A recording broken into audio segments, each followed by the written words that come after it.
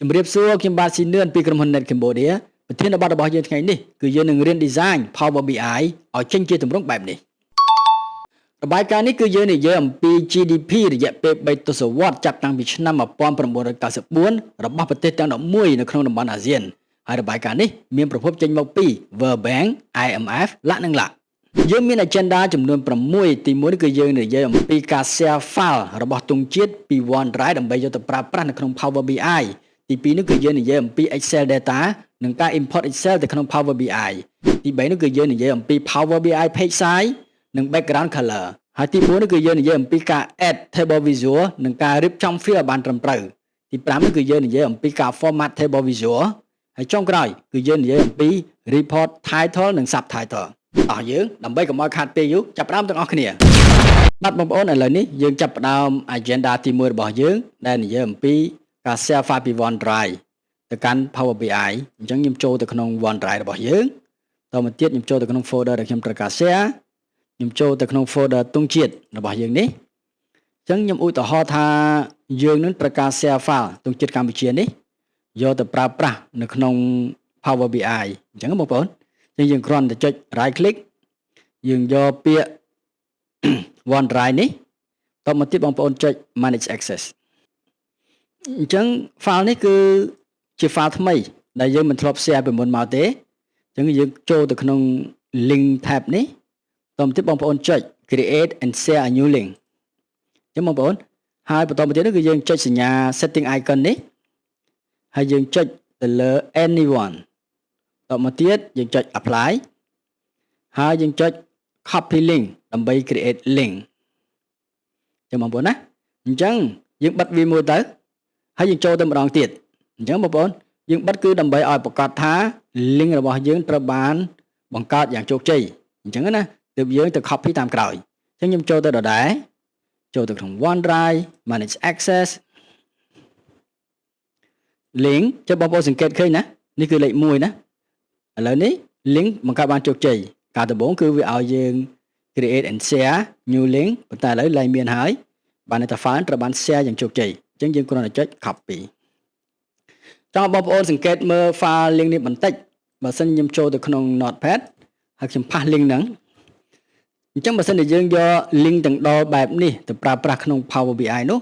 គឺ Power BI វាអត់ស្គាល់ទេអញ្ចឹងវាទាមទារឲ្យយើងនឹងបន្ថែមសញ្ញាសួរយើងសរសេរពាក្យ download ស្មើលេខ1អញ្ចឹងបងប្អូនគឺយើងធ្វើបែបនេះ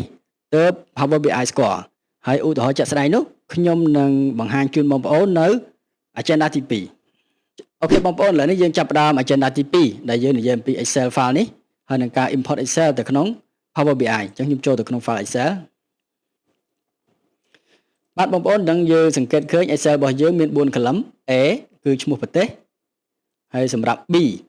គឺជា file រូបភាពណាជា file link ដែលខ្ញុំទៅតែ copy ទង់ជាតិទាំងអស់ចេញពី OneDrive របស់ខ្ញុំចង់ឲ្យបងប្អូនសង្កេតបន្តិចបងប្អូនសង្កេតអញ្ចឹងនេះគឺជា link ទាំងស្រុងហើយ link នីមួយៗគឺយើងតដល់សញ្ញាសួរ download ស្មើ1អញ្ចឹងបងប្អូនចឹងខ្ញុំមើលទៅមីយ៉ាន់ម៉ាដូចគ្នាបងប្អូនគឺនេះគឺជា link ហើយតភ្ជាប់ដោយ download ស្មើ1ណាចឹងបើសិនជាបងប្អូនអត់ដាក់បែបនេះទង់ជាតិនោះគឺវានឹងអត់ចេញទេចឹងបងប្អូនសម្គាល់កន្លែងហ្នឹងណានៅក្នុងហ្នឹងអញ្ចឹងដំណាក់កាលបន្ទាប់នោះគឺយើងនឹងយក Excel នេះទៅ import នៅក្នុង Power BI ចឹងខ្ញុំនឹងបិទ Excel ហ្នឹងសិនហើយយើងចូលទៅក្នុង Power BI របស់យើងចឹងនេះគឺជា Power BI មួយដែលថ្មីតែងដើម្បីយើងអាច import ពី Excel បាននោះគឺយើងមាននៅក្នុង Home Get Data យើងយក Excel Workbook អញ្ចឹងបន្តមកទៀតខ្ញុំស្វែងរក file Excel របស់យើងណាអញ្ចឹងខ្ញុំទុក file នៅក្នុង OneDrive នៅក្នុង folder ជាមួយទង់ជាតិរបស់ខ្ញុំហ្នឹងបន្តទៀតនោះខ្ញុំចុចលើ file ហ្នឹងមក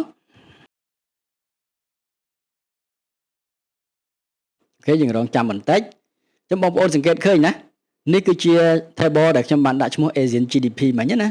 អញ្ចឹងពេលយើងចុចលើវាមួយគឺវានឹង preview data មកឲ្យយើងនៅក្នុងនេះអញ្ចឹងបន្តមកទៀតនេះយើងគ្រាន់តែចុច tick បន្ទាប់មកយើងចុចពាក្យ load អញ្ចឹងឥឡូវនេះវាកំពុងតែធ្វើការដើម្បីយកទិន្នន័យពី Excel របស់យើងនេះមកដាក់នៅក្នុង Power BI អញ្ចឹងយើងរងចាំវាបន្តិចយើងឃើញថាការ import របស់យើងបានជោគជ័យអ ចឹងពេលដែលយើង import បានជោគជ័យយើងអាចមើល data របស់យើងនៅកន្លែងនេះមួយគេហៅថា table view ចឹងណាចឹងនេះគឺជាទម្រង់ table របស់យើងក្នុងហ្នឹងបងប្អូនអញ្ចឹងចង់ឲ្យបងប្អូនកត់សម្គាល់មួយទៀត flag URL flag URL នេះយើងមើល property របស់វាណាអញ្ចឹងដើម្បីឲ្យវាដែលជា URL ដែលយើង copy ចេញពី OneDrive ហ្នឹងคล้ายទៅជាទម្រង់រូបភាពដែល Power BI ទទួលស្គាល់នោះអញ្ចឹងបងប្អូនត្រូវ select ទៅលើ column header ហ្នឹងហើយយើងមើលមកខាងលើមាន data category អញ្ចឹងបងប្អូនអញ្ចឹងយើងគ្រាន់ដូរវាទៅកាន់ពាក្យថា image URL អញ្ចឹងណាអញ្ចឹងបើសិនជាបងប្អូនភ្លេចអត់បានដូរនោះក៏ Power BI ក៏វាអត់ស្គាល់ដែរអញ្ចឹងបងប្អូនអញ្ចឹងអ្វីដែលយើងកត់សម្គាល់គឺ link ដែលយើងបានយកពី OneDrive មកគឺយើងថែម add download ស្មើមួយបន្ទាប់ពីយើង import បានសម្រេចចូលទៅក្នុង Power BI នោះកន្លែង data category នេះគឺយើងត្រូវ select លើ column header របស់ field ហ្នឹងបន្ទាប់មកទៀតយើងដូរវាទៅជា image URL អញ្ចឹងនេះគឺជា data type របស់វាអញ្ចឹងអ្វីដែលខ្ញុំត្រូវធ្វើបន្ទាប់នោះគឺខ្ញុំចង់បានការគណនានៅ measure មួយចំនួនអញ្ចឹងណាពីព្រោះនៅក្នុងតម្រូវការរបស់យើងគឺយើងត្រូវការការគណនា increase ជាភាគរយជាមួយនឹងការគណនា increase x4 អញ្ចឹងបងប្អូនតែ column របស់យើងមានតែ4ទេអញ្ចឹងឥឡូវនេះខ្ញុំនឹងបង្កើត measure មួយហើយ measure របស់ខ្ញុំហ្នឹងខ្ញុំអត់ចង់ដាក់វានៅក្នុងជាមួយនឹង table ទេខ្ញុំចង់បង្កើតថ្មីដើម្បីយើងស្រួល control ណាអញ្ចឹងអ្វីដែលខ្ញុំត្រូវធ្វើនោះគឺខ្ញុំចូលទៅក្នុង report view នៅក្នុង modeling នេះខ្ញុំចុច new table តមកទៀតមកខ្ញុំដាក់នៅក្នុងនេះដើម្បីថាវាជាបណ្ដុំរបស់ខ្ញុំជាបណ្ដុំ measure របស់យើងណាកន្លែងដែលយើងគណនាជាភាគរយកើនចុះអីណាបងប្អូនអញ្ចឹងខ្ញុំដាក់វាបង្កើតជា table ដើម្បីដូចជាបង្កើត folder មួយអញ្ចឹងបងប្អូនឃើញនេះគឺជាដូចជា folder មួយអញ្ចឹងបន្តមកទៀតខ្ញុំបង្កើត measure ទី1របស់ខ្ញុំដែលខ្ញុំគ្រាន់តែ right click លើ dot នេះខ្ញុំយកពាក្យ new measure អញ្ចឹងនៅក្នុងហ្នឹងខ្ញុំមានរបស់ខ្ញុំបានទុករួចមកហើយអញ្ចឹងខ្ញុំគ្រាន់តែ copy យកមកដាក់អូខេខ្ញុំ replace វាចោលអញ្ចឹងបងប្អូនអញ្ចឹងខ្ញុំបានគណនា increase ជាភាគរយអញ្ចឹង increase ជាភាគរយគឺបែបហ្នឹងឯងគឺតួលេខឆ្នាំ2025ដកតួលេខឆ្នាំ1994ហើយបានចម្លើយវាគឺយើងយកមកប្រៀបធៀបជាមួយនឹងឆ្នាំ1994អញ្ចឹងខ្ញុំចុច enter ចាំបងប្អូនណាអញ្ចឹងនេះគឺជា field មួយគឺ increase ជាភាគរយនៅក្នុងហ្នឹងខ្ញុំនៅត្រូវការ measure មួយចំនួនទៀតណាខ្ញុំនឹងចុច new measure increase x4 ចឹងបងប្អូនខ្ញុំបានត្រៀមរូបមន្តរួចមកហើយចឹងខ្ញុំគ្រាន់តែ copy paste របស់ខ្ញុំមកចឹងនេះគឺជារូបមន្តរបស់យើងគឺដើម្បីកណនា increase x4 ហ្នឹងគឺយើងយកតួលេខឆ្នាំ2025យកមកចែកជាមួយនឹងឆ្នាំ1994អញ្ចឹងបងប្អូនអញ្ចឹងបន្ទាប់ពីរួចរាល់ខ្ញុំចុច commit វាអញ្ចឹងនេះគឺជា measure ទី2អញ្ចឹងខ្ញុំមាន measure មួយទៀតគឺ measure ទី3អញ្ចឹងណាតែវាជា increase x4 នឹងដែរប៉ុន្តែខ្ញុំចង់បានបង្ហាញវាមានអក្សរ x អញ្ចឹងបងប្អូនខ្ញុំបានព្រាមរូបមន្តខ្ញុំរួចហើយនោះគឺខ្ញុំគ្រាន់តែផាសវាបញ្ចូលអញ្ចឹងនេះគឺជារូបមន្តរបស់ខ្ញុំណាវាដូចជាមួយនឹង increase x4 ដែរគ្រាន់តែយើងបាន format វាទៅជា string ហើយយើងមានសញ្ញា x ពីក្រោយអញ្ចឹងបងប្អូននេះគ្រាន់តែជាការ display ណាអញ្ចឹងបន្ទាប់ពី OK អស់ខ្ញុំចុច commit អញ្ចឹងនេះគឺជាអ្វីដែលខ្ញុំបានត្រៀមខ្លួនរួចរាល់អញ្ចឹងណាខ្ញុំមាន table របស់ខ្ញុំមាន measure អញ្ចឹងបងប្អូនអញ្ចឹងនេះគឺជា agenda ទី2អូខេបងប្អូនបន្ទាប់ពីយើងបាន import Excel ជោគជ័យហើយនោះឥឡូវនេះយើងចាប់ផ្ដើម agenda ទី3ដែលយើងនិយាយអំពីទំហំរបស់ page របស់ Power BI របស់យើងអញ្ចឹងបងប្អូនអញ្ចឹងគឺយើងគ្រាន់តែចុចផ្នែកណាមួយក៏បានដែរនៅខាង blank area ហ្នឹងខាងកន្លែងទទេណាតមកទៀតយើងចុចកន្លែង format your report page អញ្ចឹងយើងមានកន្លែងមួយគឺ canvas setting អញ្ចឹងបងប្អូនតមកទៀតគឺយើងរើសយកពាក្យ custom មកហើយកន្លែងនេះខ្ញុំយកខាងកម្ពស់របស់វាគឺ1920ហើយនេះខ្ញុំយក18ចុចទំហំនេះគឺជាទំហំដែលយើងបង្ហាញវានៅលើទូរស័ព្ទដៃបងប្អូននៅលើ iPhone នេះណាទម្រង់picture អញ្ចឹងបងប្អូនចឹងថៃវាយើងយក custom ហើយនឹង high 1920 width វាគឺ18អញ្ចឹងបងប្អូនតមកទៀត Lại canvas nàyខ្ញុំនឹងដូរទៅជាពណ៌ខ្មៅហើយកន្លែងនេះយើងទាញវាមក transparent គឺ0អញ្ចឹងរបស់យើងគឺយើងបានបដូរ background មកពណ៌ខ្មៅអញ្ចឹងបន្ទាប់ពីយើងមានទំហំដែលយើងអាចធ្វើការបានហើយខ្ញុំចាប់ផ្ដើម agenda ទី4របស់យើងគឺយើង add table បញ្ចូលអញ្ចឹងណាតែនេះគឺជា table visual ដែលយើងត្រូវប្រើប្រាស់អញ្ចឹងគឺខ្ញុំគ្រាន់តែ add វាបញ្ចូលមកអញ្ចឹងនេះគឺជាទម្រង់ table បន្តមកទៀតយើងរៀបចំ add field បញ្ចូលបន្ទាប់ពី add table គឺយើងទៅ add field ណាខ្ញុំដាក់ទង់ជាតិមុនគេអូខេខ្ញុំទាញវាវែងបន្តិចអស់ខ្ញុំដាក់ឈ្មោះប្រទេសខ្ញុំដាក់ឆ្នាំ1994ខ្ញុំដាក់ឆ្នាំ2025ខ្ញុំដាក់ increase ខ្ញុំដាក់ increase year tag អញ្ចឹងបងប្អូននៅក្នុងហ្នឹងអញ្ចឹងឃើញថាឃើញ data របស់យើងគឺវាមកអស់ហើយមកអ្វីដែលជាផែនការរបស់យើងអស់ហើយអញ្ចឹងណានេះគឺជា field របស់យើងបន្ទាប់ពីយើង add field ហើយយើងគួរតែរៀបរយវាបន្តិចណាដូចជាករណីនេះវាមានពាក្យសាំពីមុខអញ្ចឹងណាតែយើងអត់ចង់បានទេយើង rename វាទៅ rename វាដោយលុបពាក្យសាំ off ចោលអញ្ចឹងណាយើងអត់ទៅការទុកវាទេអូខេប៉ុណ្ណឹងហើយសម្រាប់ឆ្នាំ2025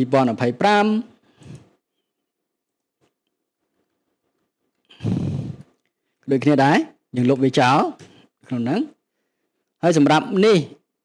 មានលក្ខណៈជាទង់ជាតិខ្ញុំអត់ចង់បានឈ្មោះទេឲ្យវា blank ចុះអញ្ចឹងយើងលុបវាចោលទៅដល់យើងដាក់វិញនៅ space មួយបងប្អូន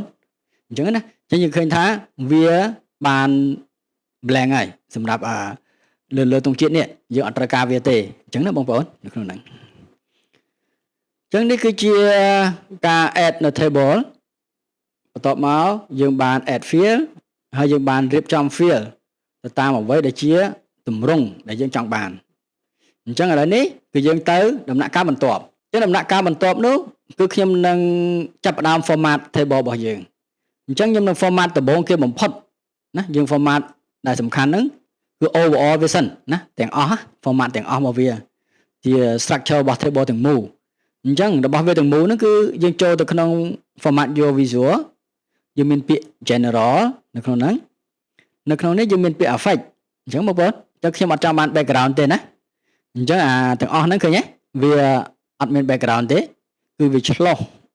transparent ទៅកាន់Power BI page របស់យើងតែម្ដងនៅក្នុងហ្នឹង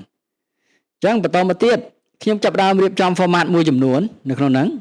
អញ្ចឹងអាហ្នឹង background យើងចប់ហើយខ្ញុំលាក់វាចុះក្រោមអញ្ចឹងខ្ញុំចូលទៅក្នុង data format អញ្ចឹងយើងចាប់ផ្ដើមមើលតើនៅក្នុងនេះ column មួយនេះឆ្នាំ94តើយើងចង់បានទម្រង់យ៉ាងដូចម្ដេចអញ្ចឹងខ្ញុំគិតថាខ្ញុំចង់បានជា decimal អញ្ចឹងណាក្នុងហ្នឹងហើយ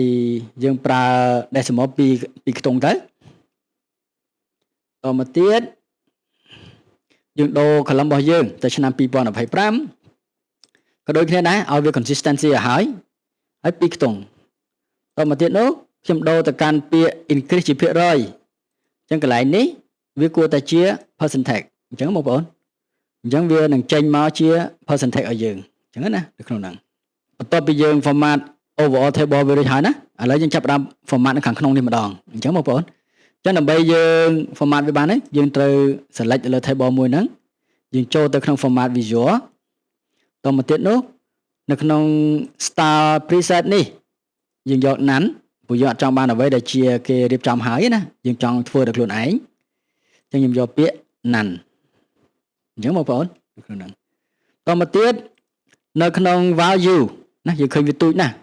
អញ្ចឹងយើងតម្លើងវាទៅយើងដាក់ប្រហែលជា22ក្នុងហ្នឹងបងប្អូនអញ្ចឹងយើងឃើញ font របស់យើងរៀងធំបន្តិចនៅក្នុងហ្នឹងអញ្ចឹងណាតមកទៀតអានោះគឺយើងនឹងចាប់ផ្ដើមចូលទៅក្នុងហៅថា specific column ក្នុងនេះអញ្ចឹងគឺខ្ញុំមាន column មួយហៅថា country នេះអញ្ចឹង background color ខ្ញុំនឹងយកពណ៌រីងខៀវអញ្ចឹងទៅដើម្បីយើងស្រួលមើលតមកទៀតយើងចូលទៅ column ឆ្នាំ1994ខ្ញុំយកពណ៌រៀង លឿងស្ដើងបន្តិចតមកទៀតយើងចូលទៅ column ឆ្នាំ 2025 ខ្ញុំយកពណ៌រាងចាស់ទឹកមាសចាស់ហើយ2000 increase ក៏ដូចគ្នាដែរឲ្យពណ៌ដូចគ្នាចុះអញ្ចឹងទាំង3 column ចុងក្រោយណាគឺយើងយក background color ហ្នឹងដូចគ្នាទាំងអស់តែម្ដងអញ្ចឹងបងប្អូននៅក្នុងហ្នឹងអញ្ចឹងនេះគឺជាការដាក់ background color អញ្ចឹងឥឡូវយើងចាប់ដើម align ឆ្មែនម្ដងអញ្ចឹងនៅក្នុងនេះខ្ញុំមានឆ្នាំ1994ខ្ញុំដាក់វានៅកណ្ដាលខ្ញុំមានឆ្នាំ2025ខ្ញុំដាក់វានៅកណ្ដាលខ្ញុំមានឆ្នាំនេះ increase នេះយើងដាក់នៅកណ្ដាលហើយយើងមាន increase h4 tag នេះយើងដាក់វានៅកណ្ដាលអញ្ចឹងបងប្អូនណានៅក្នុងហ្នឹងអញ្ចឹងឃើញថាវាចូលទម្រង់របស់យើងបន្តិចហើយនៅក្នុងហ្នឹងអញ្ចឹងបន្តមកទៀតខ្ញុំចូលទៅក្នុង value នេះខ្ញុំដូចមើលទៅវាអត់សូវនេះអញ្ចឹងយើងបន្ថែមវាឲ្យវាបូនតិចទៅណាដើម្បីឲ្យយើងច្បាស់នៅក្នុងហ្នឹងបន្តមកទៀតនោះខ្ញុំចង់បាននេះពណ៌នេះពណ៌កន្លែងនេះ text នេះណាឲ្យចេញជាពណ៌សអញ្ចឹងយើងត្រូវធ្វើការនៅក្នុង specific column នឹងម្ដងទៀតដែលយើងដូរវាទៅ country នេះអញ្ចឹងយើងមានពាក្យ text color អញ្ចឹងណាអញ្ចឹងយើងដូរវាទៅពណ៌សអញ្ចឹងបងប្អូនអញ្ចឹងឥឡូវនេះយើងឃើញថាវាពណ៌សហើយនៅក្នុងហ្នឹងអញ្ចឹងណាឃើញថាវាចូលនៅក្នុងទម្រង់អ្វីខ្លះដែលយើងចង់បានអញ្ចឹងមួយទៀតនោះអ្វីដែលខ្ញុំកត់សម្គាល់ទៀតនៅក្នុង value នេះខ្ញុំអាច play ជាមួយ font វាមិនឃើញថា font នេះខ្ញុំស្រឡាញ់ហើយនេះណាខ្ញុំចូលចិត្តប្រើ Sego X UI ណា22អញ្ចឹងដែល define អត់អីទេយើងអត់ចាំបាច់ដូរវាទេអញ្ចឹងអ្វីយើងត្រូវធ្វើនេះនៅលើ header ឃើញវានៅតូចណាអញ្ចឹងយើងត្រូវ play ជាមួយនឹង column នឹងទៀតអញ្ចឹងបើសិនជាយើងត្រូវការធ្វើអីជាមួយនឹង header នោះខ្ញុំសូមបិទនេះសិនដើម្បីវាទូចបើយើងត្រូវការធ្វើអ្វីមួយយ៉ាងតាក់ទិនជាមួយនឹង header នេះនៅក្នុង column header នេះអញ្ចឹងបងប្អូននៅក្នុងហ្នឹងអញ្ចឹង font របស់វាគួរតែ22ដូចគេដែរក្នុងហ្នឹងហើយអា column header នឹងដដែល font របស់វាខ្ញុំគួរតែដូរទៅក្នុងហៅថា bold ណាពីព្រោះវាជា header អញ្ចឹងណាក្នុងហ្នឹងហើយ color របស់វាគួរតែសអញ្ចឹងបងប្អូននៅក្នុងហ្នឹងណាយើងសង្កេតអញ្ចឹងបន្តមកទៀតលេខនេះខ្ញុំនឹងសេរីវាណាវាអត់ត្រូវធំអញ្ចឹងទេឲ្យវា2ជួរចុះអញ្ចឹងបងប្អូនហើយយើងឲ្យវានៅកណ្ដាលទៅហ្នឹងហើយអញ្ចឹងណាខ្ញុំនៅកណ្ដាលអញ្ចឹងខ្ញុំសេរីនេះមកដើម្បីឲ្យវាបាន2ជួរអញ្ចឹងទៅអូខេអញ្ចឹងវាគឺជាអ្វីដែលយើងត្រូវការអញ្ចឹងណាខ្ញុំសាក sort វាមួយនឹង click ដើម្បី sort អញ្ចឹងយើងឃើញកម្ពុជាអញ្ចឹងទៅអញ្ចឹងខ្ញុំពង្រីកវារឿងទូចបន្តិចណាពីព្រោះយើងត្រូវការឈ្មោះប្រទេសនោះរឿងធំអញ្ចឹងណាខ្ញុំរៀបទូចតិចទៅនេះអីគឺអត់ត្រូវធំទេជាភាគរយយើងដាក់វាឲ្យទូចអូខេអញ្ចឹងឃើញ column នេះរៀងវែងណាខ្ញុំឃើញខ្ញុំចាប់អារម្មណ៍ column នេះគឺ increase h4 វាមានពាក្យ text ណា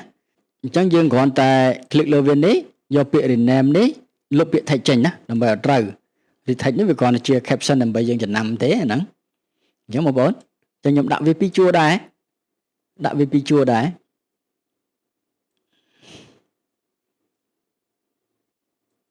អូខេតមកទៀតយើងទាញឈ្មោះប្រទេសឲ្យវែងតិចមកណាព្រោះវាឈ្មោះប្រទេស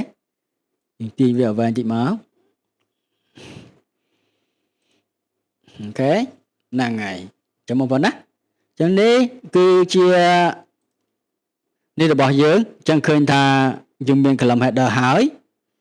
យើងមានទង់ជាតិយើងមានប្រទេសយើងមាន GDP តែចម្លែកនៅសល់នេះ total column នេះវានៅបងប្អូនអញ្ចឹងយើងត្រូវបិទវាចោលព្រោះយើងអត់មានត្រូវការ total ទេអញ្ចឹងណាអញ្ចឹងខ្ញុំចូលទៅក្នុង format visual នេះទៀតអញ្ចឹងបើសិនជា total គឺយើងត្រូវបដោតលើ total នេះអញ្ចឹងណាអញ្ចឹងយើងចូលទៅក្នុងហ្នឹងយើង hide វាចោលអញ្ចឹង level value យើងកុំយកអីអញ្ចឹងឃើញវាបិទនៅក្នុងហ្នឹងអញ្ចឹងបងប្អូនអញ្ចឹងបន្តមកទៀតនោះអញ្ចឹងឃើញថានេះគឺជាអ្វីដែលខ្ញុំចង់បានហើយណាយើងឃើញថាវៀតណាមនៅលើមីយ៉ាន់ម៉ាលេខ2កម្ពុជាលេខ3អញ្ចឹងទៅអញ្ចឹងការ format table របស់យើងមានប៉ុណ្ណឹងអញ្ចឹងឥឡូវនេះខ្ញុំនឹងចាប់ផ្ដើម add title វាបញ្ចូលអញ្ចឹងបងប្អូនអញ្ចឹងដើម្បីយើងអាច add title បានគឺយើងប្រើ text box បងប្អូននៅក្នុងយើងមានពី insert នេះ text box ណាយកវាមកដាក់ក្នុងនោះមកអញ្ចឹងខ្ញុំក៏បានត្រៀមបោះខ្លួនឯងដែរត្រៀម text មកណាដើម្បីស្រួលបញ្យល់បងប្អូនអូខេអញ្ចឹងយើងមានវាប៉ុណ្ណឹងខ្ញុំបង្រិច font វាបង្រិចរហូតដល់ទៅ42នៅក្នុងហ្នឹងណាហើយនេះយើងមើលតើយើងប្រើ font អីខ្ញុំនៅតែប្រើប្រាស់យកចិត្ត font standard របស់យើងនោះគឺ Segoe ណាបងប្អូន Segoe bold យើងមើល Segoe bold ហើយខាងក្រោមនេះយើងយក UI ណាព្រោះវាជា subtitle បងប្អូនអញ្ចឹងយើងយកវាជាប្រភេទ UI ទៅនៅក្នុងហ្នឹងខ្ញុំធ្វើវាឲ្យទូចឲ្យខ្លីអញ្ចឹងណាយើងបង្រួមវាអូខេអញ្ចឹងបន្ទាប់រួចមកទៀតយើងសង្កេតមកនៅខាងស្ដាំដៃនេះមានពាក្យ effect អញ្ចឹង effect នេះ background វាខ្ញុំយកពាក្យយកវាទៅជាខ្មៅដល់តែខ្មៅយើងត្រូវដូរ text របស់យើងដូរពណ៌វាទៅជាពណ៌សណាព្រោះវាខ្មៅវាស៊ីមួយសអញ្ចឹងបងប្អូនក្នុងហ្នឹងណានេះគឺជា title របស់យើងគេខ្ញុំដាក់វាចិត្តតិចមកអញ្ចឹងបងប្អូនឥឡូវខ្ញុំ add subtitle វានៅខាងក្រោមមួយទៀតនេះវាអត់ទៅការវែងចឹងពេកទេប៉ុន្តែចាស់ព្រោះវាអស់ហើយយកអត់មានទៅការ scroll ណាគឺ11ប្រទេសអញ្ចឹងខ្ញុំ add subtitle មួយទៀតខ្ញុំនៅតែប្រើ text ដដែលរបស់យើងណាយើងទាញវាមកខាងក្រោមអូខេអញ្ចឹងនេះគឺជា text របស់យើងខ្ញុំបានត្រៀមនេះរបស់យើងហើយ text របស់យើងណាខ្ញុំគ្រាន់តែ copy វាបញ្ចូលចឹងបងប្អូននេះគ្រាន់តែជា subtitle វាគ្រាន់បញ្ជាក់ប្រាប់យើងណាតើវាមានប្រភពចេញមកពីណាអញ្ចឹងបងប្អូនចឹងខ្ញុំដូរវាទៅពណ៌សអញ្ចឹងណាតែដល់ឡែកសម្រាប់ background របស់វានេះខ្ញុំដូរទៅពណ៌ខ្មៅណាដើម្បីឲ្យស៊ីជាមួយខាងយើងនោះចឹងនេះគឺជា subtitle របស់យើងណាគ្រាន់ថារបាយការណ៍យើងចង់ប្រាប់ថាវាមានប្រភពចេញមកពីណាអញ្ចឹងបងប្អូនអរគុណច្រើនបងប្អូនសម្រាប់ការតាមដានប្រសិនបើបងប្អូនមានតម្រូវការ license Microsoft Dynamics 365 Business Central Power BI Office 365ឬក៏សេវាកម្ម implementation នោះបងប្អូនអាចតាក់ទងមកខ្ញុំបានជាមួយនឹងលេខទូរស័ព្ទដូចខាងក្រោម